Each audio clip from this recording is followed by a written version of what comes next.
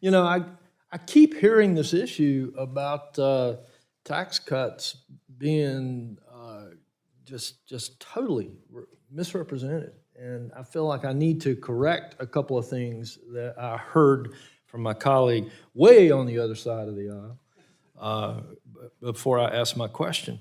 The TCJA reduced, this is the truth, the TCJA reduced federal tax rates for households across every income level while increasing the share of taxes paid by the top 1%.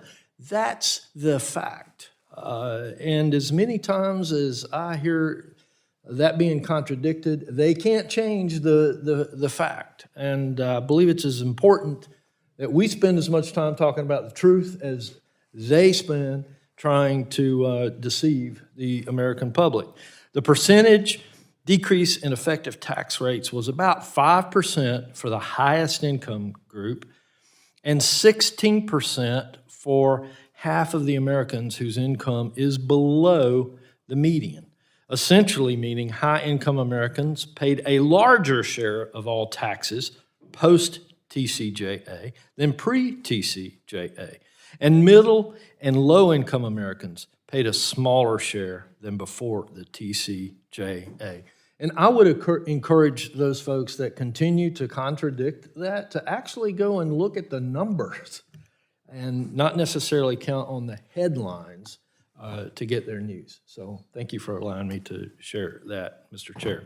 Dr. Rao, interest cost as a share of federal revenue show that the federal government is diverting nearly a fifth of all federal resources every year, or about 18%, to repay the interest on our debt the government owes after years of spending outside of our means. You estimate this share may rise to as high as 40% by 2035 and nearly 82% by 2054, depending on the interest rates. Based on your analysis, even modest increases in interest rates could dramatically worsen our fiscal outlook. Can you explain just how sensitive the federal budget is to interest rate changes and what this means for our future policymaking flexibility? Absolutely. Thank you for the question, Congressman Edwards.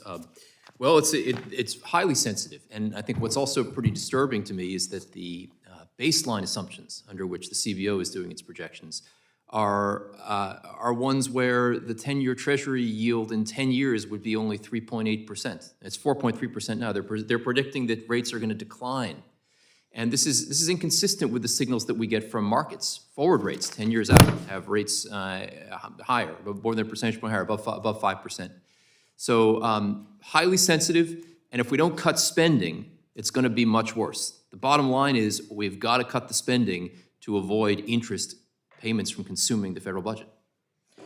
What risks persist if our deficits continue to go on and high debt poses to inflation and monetary policy and independence?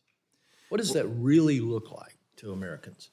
Well, I think the major challenge is going to be that if markets, international markets, lose confidence in the United States as a country that's going to repay its debt with non-devalued dollars, and they're going to charge us very high premiums, they're going to charge higher interest rates for our borrowing. Now, that does not only affect the federal government, that affects everybody, because all interest rates in the market, in the United States market, are basically linked to the rates that the federal government pays. So it's going to mean higher consumer rates, higher rates for auto loans, higher rates for mortgages, higher rates for entrepreneurs who are starting businesses. That is going to be, and it's going to be sharp, and people are going to feel the pain. You know, it's very plausible that the Democrats lost the presidential election in 2024 because of an increase in inflation that then required an increase in interest rates to combat that.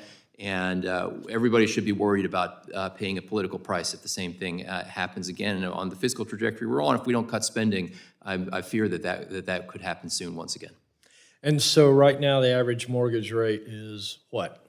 I think just ballpark. 6.5%, 6.75%. And presumably, were our debt to continue to increase at the rates that we just referenced, what could that mortgage rate become, do you think? Oh, well, I mean, first of all, I mean, for every percentage point higher in the federal government rate, you're gonna see most of that passed on through to mortgage rates. So we'd be looking at 10 to 15% mortgage rates, just like we had in the 1970s. This is not unprecedented. We had this in the 1970s, the early 1980s.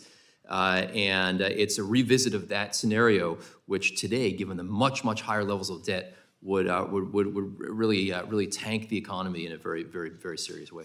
And so what I think I just heard you say is if we don't get our fiscal house in order, the impact to the American family, folks living back in the mountains of western North Carolina, or any place in Texas, all across America, interest rates are going to at least double, perhaps triple on their credit cards, on their mortgages, on their car payments, on everything where we have to borrow a dollar. Is that the message to the American people?